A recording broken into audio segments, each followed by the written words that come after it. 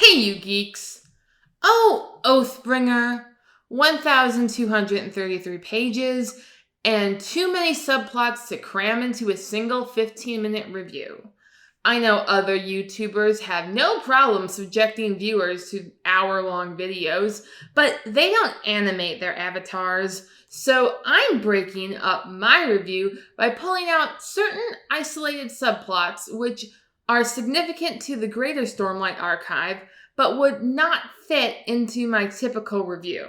Today, I'm analyzing Kaladin's return to Hearthstone. Take me home, country road. Kaladin.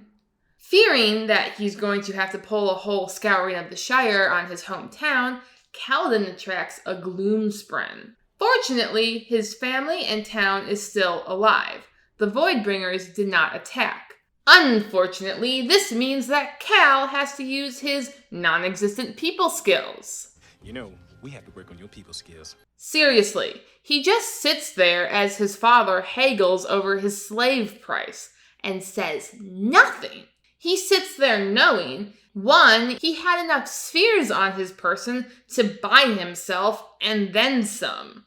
2, an appeal to the High Princes, that is, Sadius's administrators, would be fruitless. 3, he has a shard blade. But it's good to be reminded just how young Kalladin is. He's in his early 20s. On Earth, he would be coming home from college with a bag of laundry for his mom to do. Instead, he comes bearing tidings of the end of the world. Maybe some moping is justified.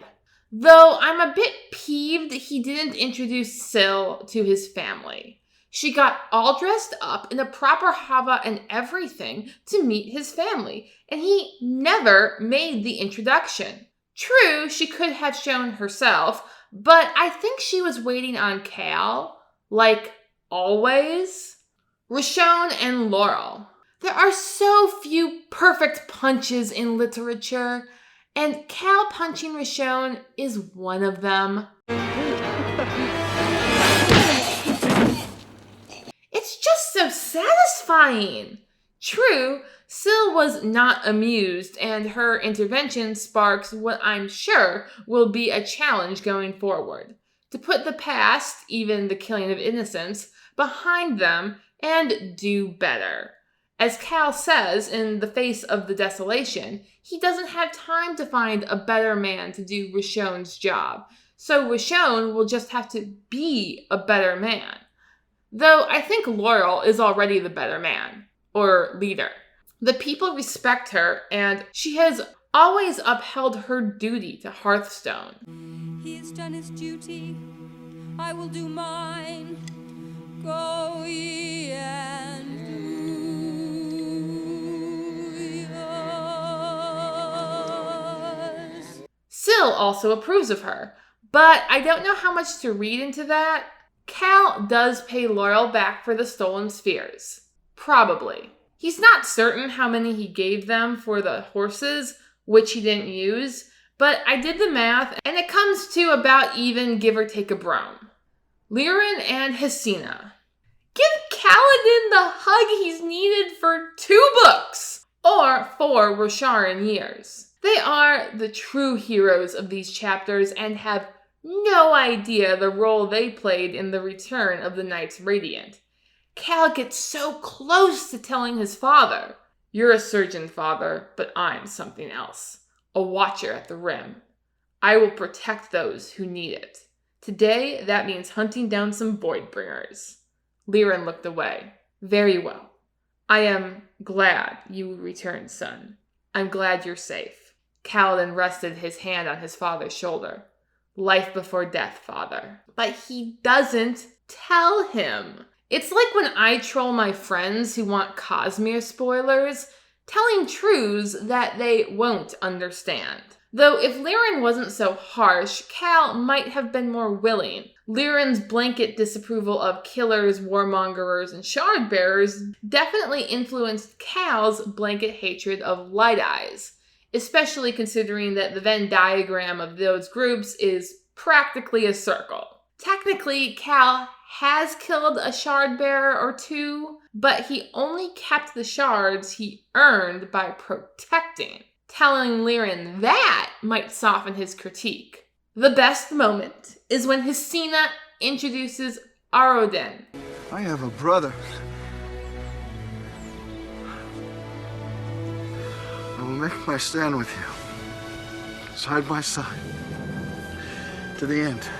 Apparently, keeping important information on the down low is a family trait. Though Hesina tries to tell Cal sooner, Lirin keeps quiet when he had the opportunity. Ye gats! How can these men talk and yet say nothing?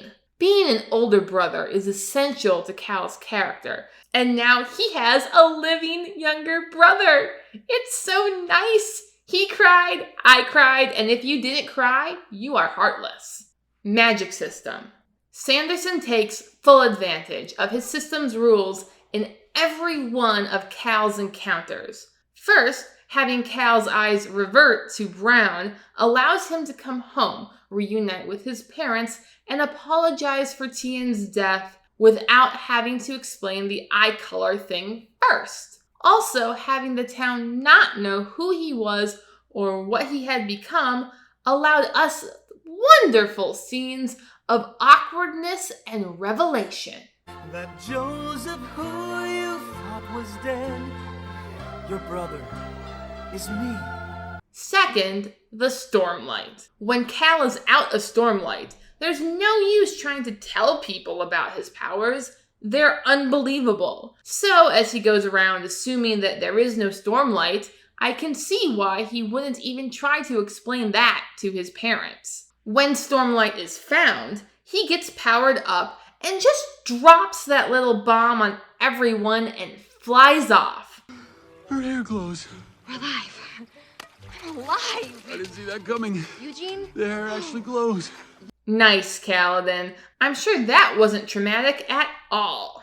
To wrap up, I love seeing Cal's homecoming, and that Hearthstone wasn't destroyed. But the hero returning home this far from the story's end only means that stuff is now going to happen with the home. And I don't think it's going to be like my favorite part of Eldest, where the town leveled up exponentially fast. This is Sanderson. Stuff happens and people die. This makes me nervous. Very nervous.